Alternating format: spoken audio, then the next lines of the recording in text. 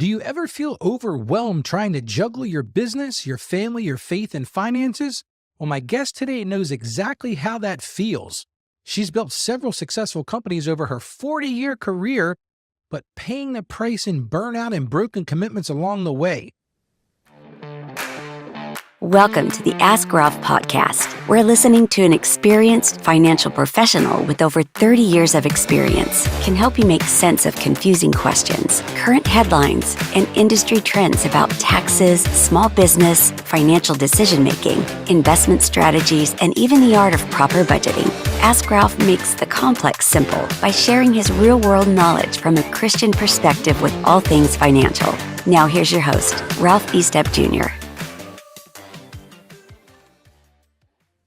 Well, before we get started, let's ground our conversation in Scripture, and that starts with Philippians chapter 4, verses 6 through 7, which reminds us this: do not be anxious about anything, but in every situation, by prayer and petition with thanksgiving, present your requests to God, and the peace of God, which transcends all understanding, will guard your hearts and your minds in Christ Jesus.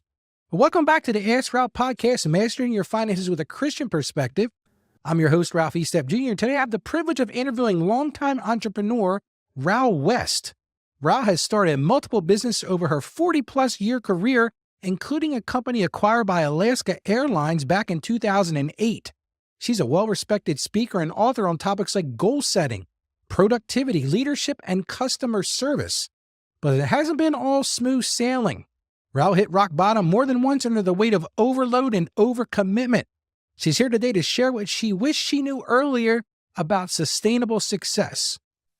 Well, Ral, welcome to the show. I'm so happy you joined the Ask Ralph podcast. Thank you, Ralph. It's a pleasure to be here. Now, I know you've been doing this a long time. In our pre-interview, you talked about you've been at this for 40 years. So take us back to what originally drew you to the world of business and entrepreneurship. Okay. I was born into an entrepreneurial family. My father was an entrepreneur, and actually my mother's parents were entrepreneurs. But I grew up with a father who is known for being the father of Alaska tourism. So I grew up being very attached to Alaska. My hometown is Seattle, but I was making trips to Alaska from a very early age. And in the early 80s, I was offered a job in Ketchikan, Alaska, which is the southernmost city in Alaska. And it was to be a director of marketing for a tour company. So after much consternation, I took the job. And after about a year there, I decided, well, this is not for me. And I decided to move even further north to Anchorage, the largest city in Alaska. And I opened my own little business. It was a marketing consulting firm specializing in tourism.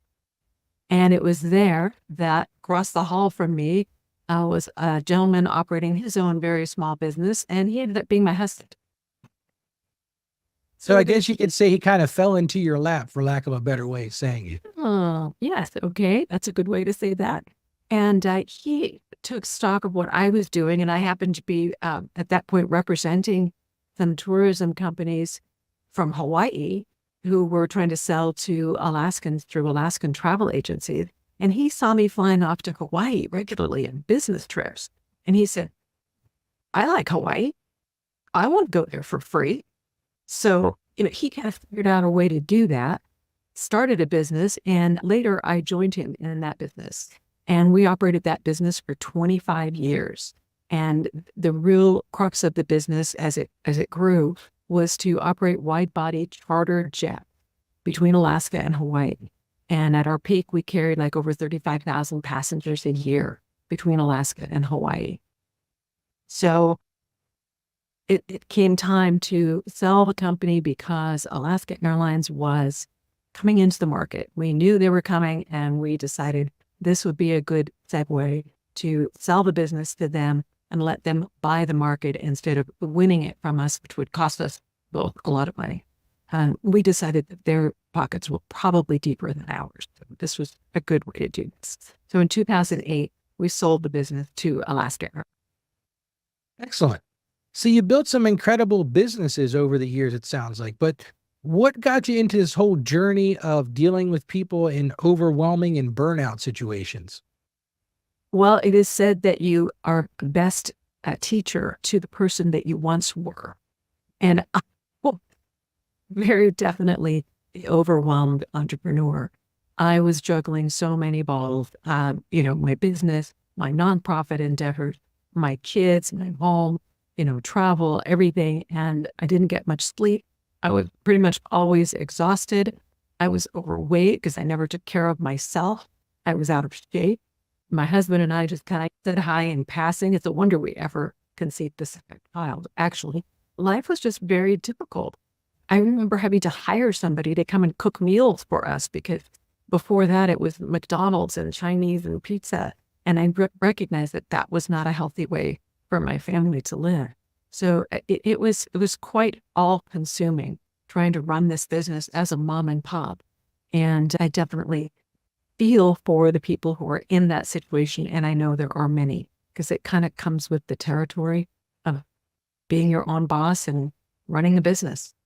I see that in my practice every day. I deal with a lot of small business clients, and they'll consistently ask me, Ralph, how do you balance family and business? And I tell them, not sure I'm the right person to ask that of.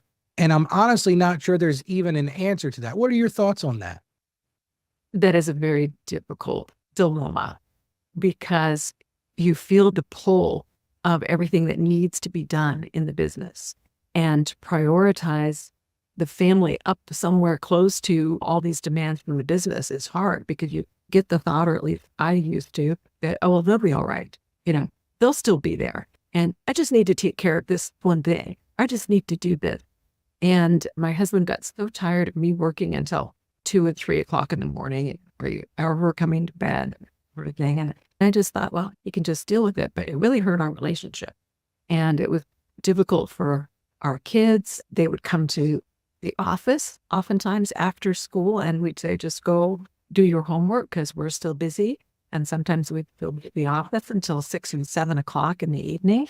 And that was hard for them. And they certainly learned a lot of what it took to run a business, but I can't say it was the best upbringing for the children.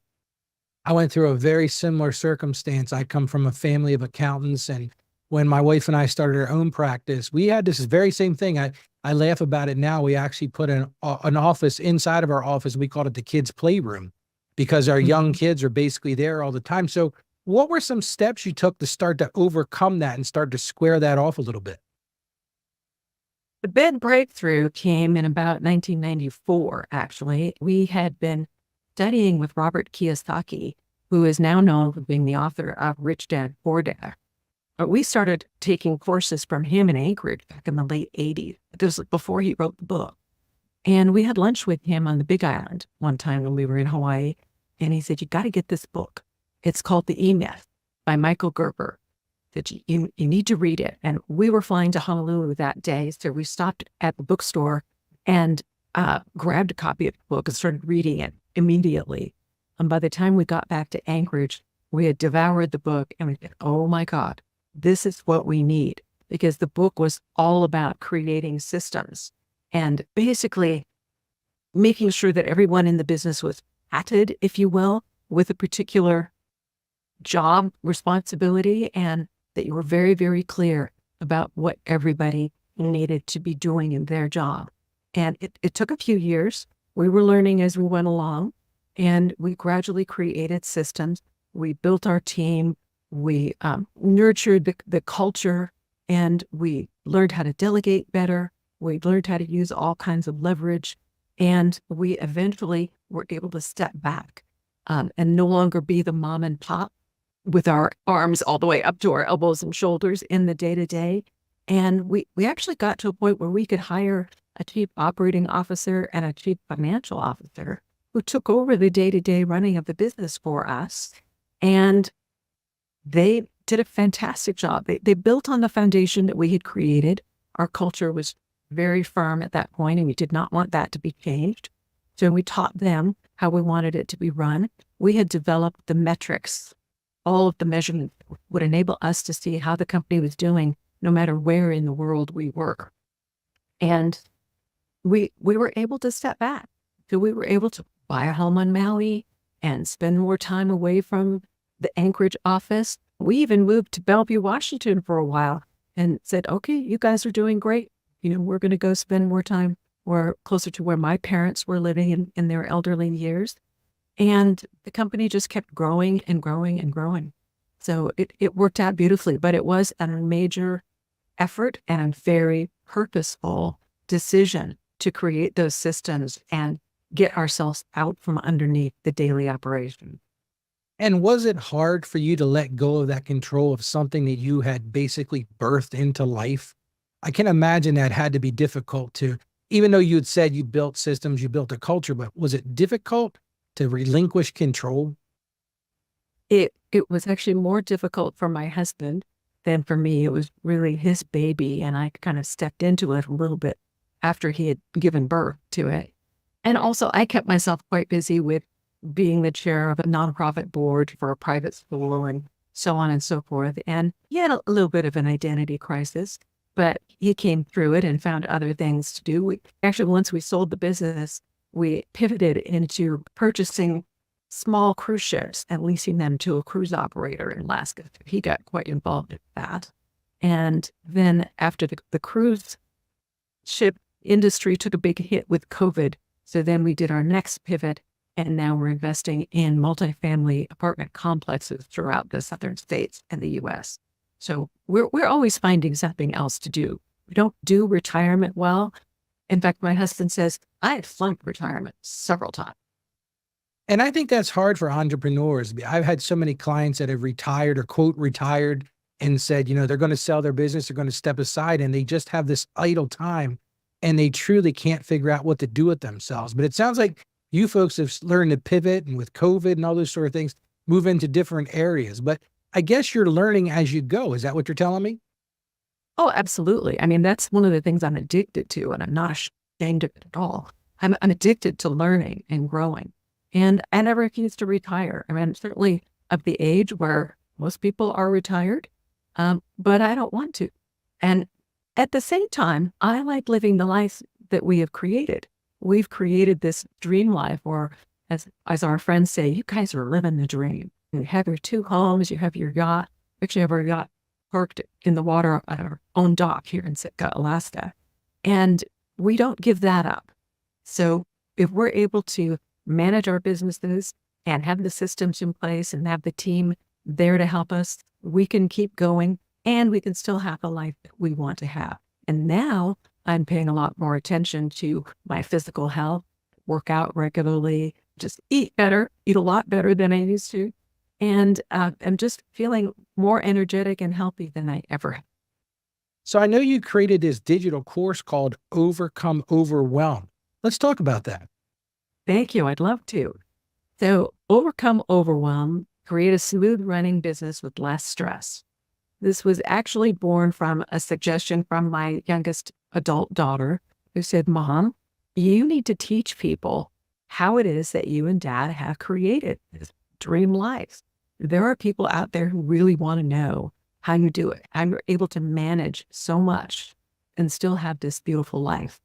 And I thought about it for a good while. I said, do I really want to take on another business? But then what kicked in is my realization that I am passionate about business. If I'm at a cocktail party and somebody's talking about business, I just get lit up and I just jump right in. It's just a fascinating game for me. And so I thought, well, what better way to utilize that passion? And I've always loved to teach. So I thought, okay, this sounds like a good idea. But doing one-on-one coaching or doing in-person teaching would not fit my lifestyle very well. So I learned about doing these online courses, and I have taken courses on learning how to do an online course and have gradually learned how to navigate that industry, which is a very growing industry. And now I'll be able to offer a reasonably priced course that summarizes my 40 years of experience and distill what I feel are the 6 essential secrets to business success. I've created an article that's a PDF that's downloadable so that people can get an idea what those 6 essential secrets are. And this way I can get the message out to a broader range of people, bigger audience, and help more people to get out of that overwhelm and learn how to enjoy their life as well as have a successful business. So, what do you think are the biggest causes of overwhelm? What do you think those things are?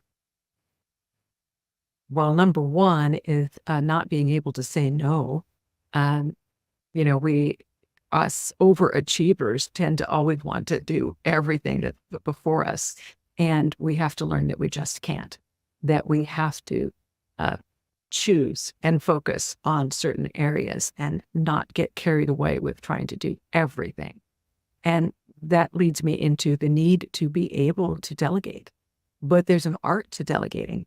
You can't just say, here, go do this. You have to set it up so that the person that you're delegating to knows exactly what it is you want them to do, how you want them to do it, and so that you have a system in place to monitor, and have some accountability for how they're performing that task. And that's what we do. I mean, we have a numerous income properties, and we have a property manager, and I set up systems so that I can monitor what she's doing all the time and what the rents are and what our occupancy is. And I set up folders with all the documents that she needs. It's with written procedure manual. This is how you rent an apartment. This is how you check a tenant into a new apartment. This is what you do when that tenant exits. Just very, very clear step-by-step procedures. And I think you alluded to the biggest obstacle that, and what you're basically saying, correct me if I'm wrong, is that this takes an investment on the part of the entrepreneur, the business leader, to really dig in and understand their processes and procedures and convey them in a clear and concise way. Absolutely. It took some doing to learn how to do that because it's not something that comes naturally to most of us. So it took some very concentrated time and effort to learn how to break the processes down into steps. I remember one time my marketing department at Hawaiian Vacations, or a big company, they were asking me, well, how did you know that it was the right time to increase our advertising spending? And that wasn't good enough because that was not a system. So it took me, I think, probably a few weeks to really stop and analyze my own thought process. Okay, what was it that tipped me off to the fact that an increase in marketing spend or advertising spending is what was needed right now? And I finally came up with a metric, and it would be so many days in a row that the statistics, the sales calls, sales volume, if it started trending downwards for 3 consecutive days, that meant we spend more on advertising. And then the marketing department said, oh, okay, we get that. We can do that. So then I was able to step back a little bit and not have to have that decision rest on me. And I didn't have to pay such close attention every day to what was going on. And the more you can empower your team to make decisions in the way that you would, the more freedom you have. Yeah, I'm glad you used the word empower. I'm a graduate of the Dale Carnegie course. And one of the things we talked about in there is getting away from job descriptions and getting into position results descriptions. Is that something that you attribute as successful as well? Rather than telling people, because I hear you saying a lot about systems and the way we do things, but I also like the word you used, empower. And I've always found, and I would listen for your opinion too, is empowering people and allowing them to get the results that you want them to get. I think it builds that team-oriented approach. Absolutely. And that goes hand in hand with your culture. You have to have some very clearly defined values and guiding principles. And that goes along with, I still use the word job description, but what I like to say also is that you have to give them a clear picture of what a good job looks like. What is that final valuable product that you are looking for? And my husband would say that we need to create the snow fences. We live in Alaska. The roads have snow fences. And as long as they're in the road and between the fences, we're doing well. Robert Kiyosaki would call it the fruit bowl theory of business, where you have a bowl with very rigid side, whether it's wood or glass or whatever the bowl is made of. That's a pretty firm boundary. But the fruit within the bowl is free to be whatever it wants and in whatever order. It might be grape, bananas, apple, whatever you have. So you give them that freedom, but within certain constraints and boundaries and principles. Another thing my husband came up with was his work thing. And that is work spelled WERQ. The W stands for win-win. The E stands for efficiency. The R stands for responsibility. And the Q is quality. So we inculcated this principle, this work ethic into our team, and we taught them to use it when they needed to make a decision. So we were in a business where we were delivering customer service. We get thousands of customers every year. And there'd be times when there would be a screw up for whatever reason. Sometimes it was our mistake, and sometimes it wasn't. But nevertheless, we needed to come to a resolution that was a win-win for them and for us. We needed to use the most efficient method possible to deliver that. We needed to take responsibility for what our part in it was. It included fixing something that needed to be fixed, apologizing, and also making sure that our vendors or anybody else involved took the responsibility as well. And we needed to make sure that, bottom line, the customer was receiving the quality product that they bought and paid for and expected from us. And given those guidelines, our people were, again, empowered to make some decisions without us having to be over their shoulder the whole time. And it sounds like you're talking about a mindset. And I don't know about you, but I look around in the current world we live in, and customer service is terrible.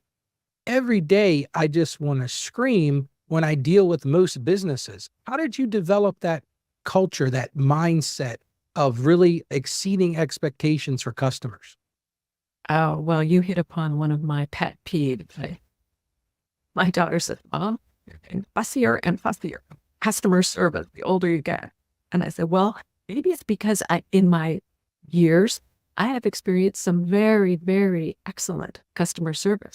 And I've also experienced the exact opposite. And like you said, it just makes me want to scream. So we realized early on that, we were in a people-pleasing business.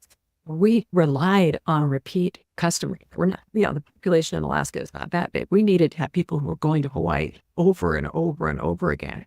So we needed to make sure that they were happy. And we taught our people too that there's a thing called a value of final product. And for us, it was a tan, happy passenger getting off the airplane back in Anchorage saying, I'm ready to go to Hawaii again.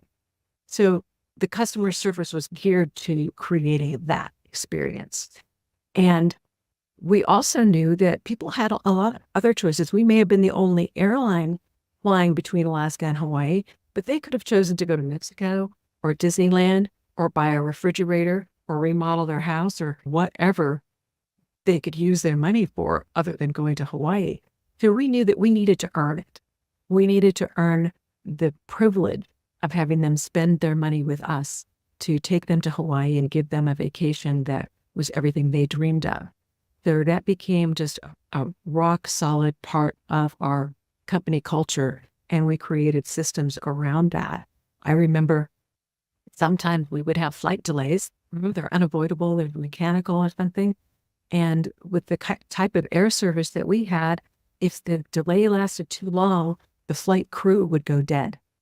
Because it was the same crew that left Honolulu, brought the plane to Anchorage, and then that same crew had to go back to Honolulu, and the FAA had a maximum number of hours that they could fly.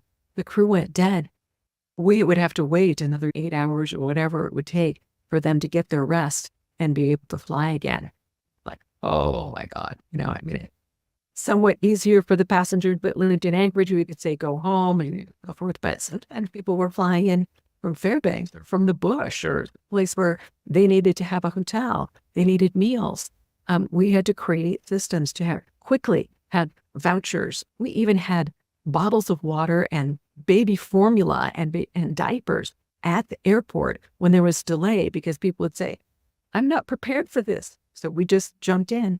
We would have cash on hand. So instead of using a voucher, which some restaurants may or may not want to take, we would just say, here's $20 or whatever it is, and take care of their meals for them. So we developed those systems so that at drop of a hat, we had a team. Every flight, we had a team that was on call. And if there was a delay, that team would be called in, and they knew exactly what they needed to do to prepare, to provide for those passengers so that the pain would be minimized. And it sounds like what you're saying too is you had to do a really good job of casting your employees. And that seems to have gotten really difficult. A lot of my listeners are small business people who are really trying to build their business, and they're really struggling to find good people. What are some things you recommend they look for when they're looking for people for their organization? Yes, that's a great question. And nowadays, getting good labor is really an issue. It's kind of difficult to fathom that really because it's a different world. But I think the more clear you are on your culture and what you expect from your team, and the better you're able to communicate that to a prospect, the better that you can allow them to select in. And then I always also use the philosophy of kind of fire them before you hire them. It's like, okay, this, and this is not going to cut it. You need to produce, this is what a good job looks like, and this is what we expect of you. And if you can do all of this, then you'll be a great member of the team. And here's how we're going to reward you for being a valuable member of this team. And we had very extensive profit sharing and bonuses and rewards, and we would celebrate. We would celebrate the win if we met our profit objectives. Boy, we would have a big party. In fact, I remember one time we took the whole team to Las Vegas for the night and gave them money so that they could just have a good time, whether they wanted to gamble or not. They could just have a great time in Las Vegas. So they loved that. In fact, they called themselves our Ohana, and Hawaiian Ohana means family. And they are still, even though it's been a number of years since we sold the company, they still call themselves the Ohana. And we still have get-togethers and reunions amongst the Ohana members. It's really quite heartwarming. So let's pretend I'm one of the listeners listening today and I'm a small business person. And I'm thinking, wow, this lady's got a lot of good ideas. What would you do for me and how would you do that? Oh, well, the first thing I would say is buy my course. Overcome overwhelm, create a smooth running business with less stress. And in the course, and even with the 6 essential secrets to business success that I'll send you for free, it outlines just basic elements of what a business needs to pay attention to.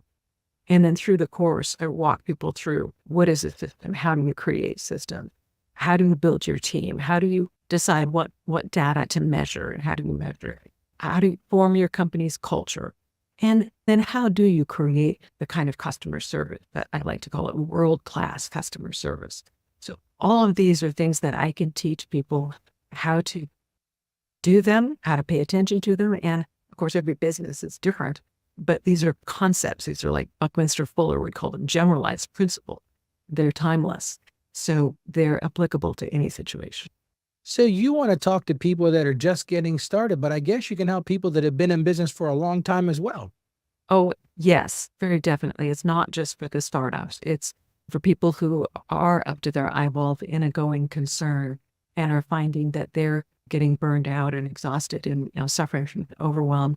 And they've got a good team, but there's just maybe something just not quite clicking. And maybe they have some systems, but it's just not enough. Then I can help them take those next steps and move the needle for them. Now, do you have people that help them with the actual writing of the systems, or are you providing them with a basic framework?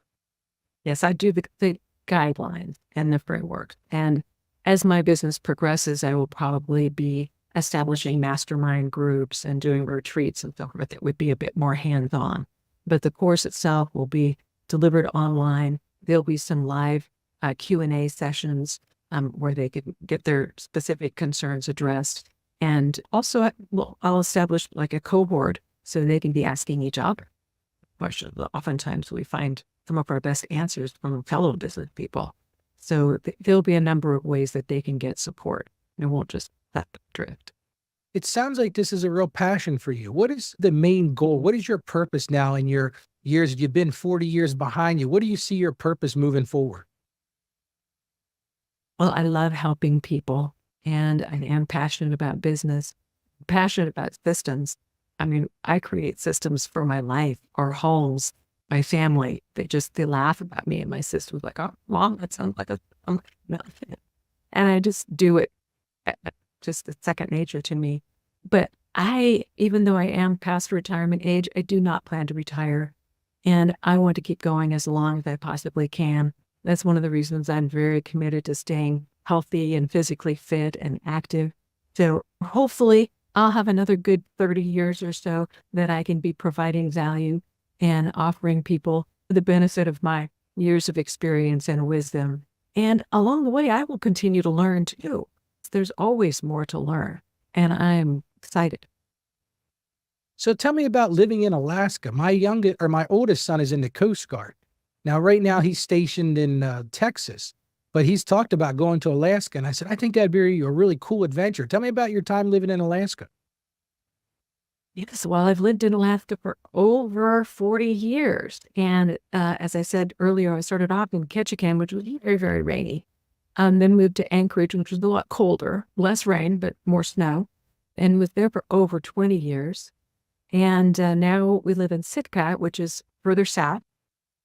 We still have a lot of rain, not so much snow, and it's warmer and more daylight in the winter, less darkness in the winter, more daylight and less daylight in the summer too. Anyway, we're further south, so we love it. I mean, Alaska is just one of the most beautiful places on this planet.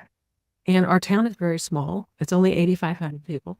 We're so proud that we have 2 stoplights. Not We just used to one, have- but 2. 2. And we used to have a McDonald's, but it closed. A shame, maybe. But it's just, I don't know, nature and the eagles flying around and the whales. And we started going to Hawaii. We decided we could follow the humpback whale. They migrate between Alaska and Hawaii. So we need to do that too. So I just would not ever want to live any place other than Alaska. And it's nice that I'm able to get away to Hawaii in the winter when it gets a little damp around here. But speaking of the Coast Guard, our daughter's fiance is in the Coast Guard, and they met. Yeah, they met here in Sitka because he was stationed in the Coast Guard here. We have a Coast Guard base.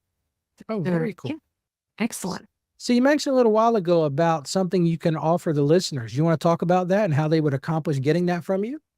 Sure. Yeah, it's a downloadable PDF called 6 Essential Secrets to Business Success. Bit of a tongue twister. And they would get it by going to www.ralwest.com/secrets. Or if you can't remember all of that, just ralwest.com.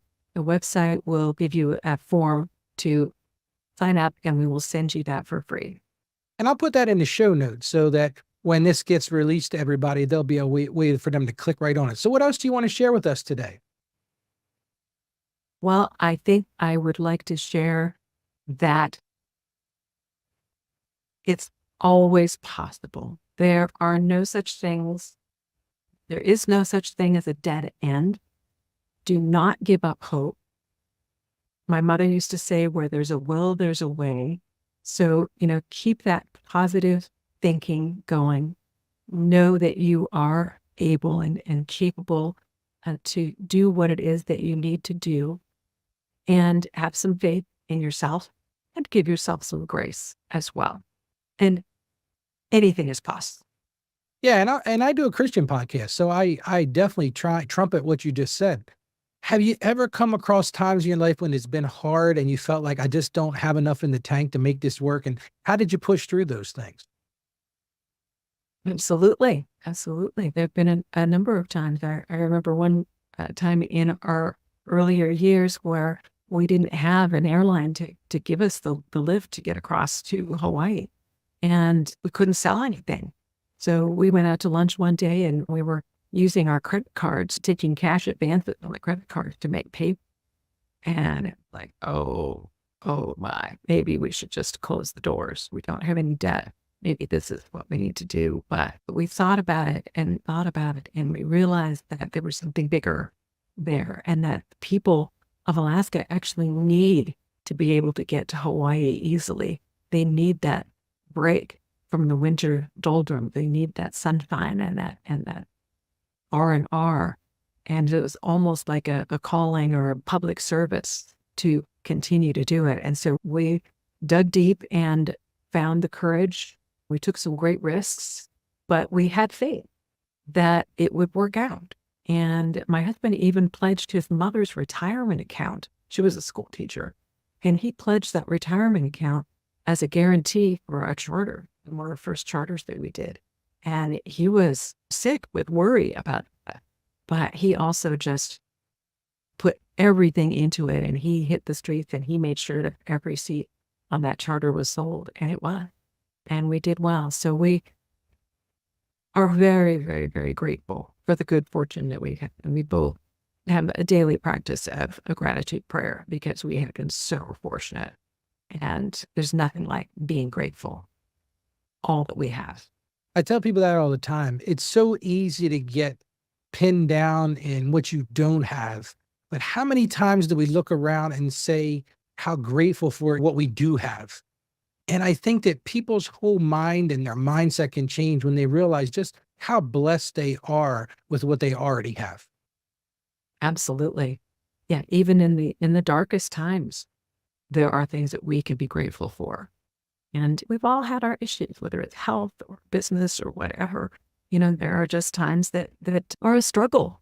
And I think that you need to dig deep for your confidence and faith and just know that it's going to work out the way it's supposed to.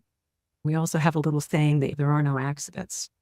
And sometimes these bad things happen for a reason. And there's a silver lining out there somewhere.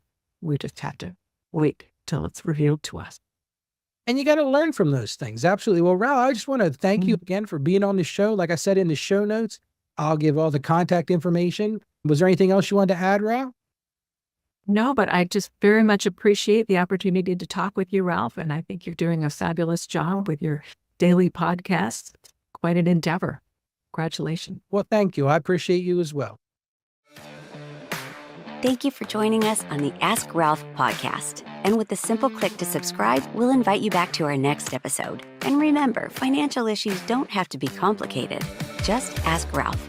The information contained in this episode of Ask Ralph is based on data available as of the date of its release. Saggio Accounting Plus and Ask Ralph Media, Inc. is under no obligation to update this content if changes occur. Applying this information to your specific situation requires careful consideration of all facts and circumstances, and any information provided is not to be considered as financial, tax, or legal advice. Please consult your tax advisor or attorney before acting on any material covered.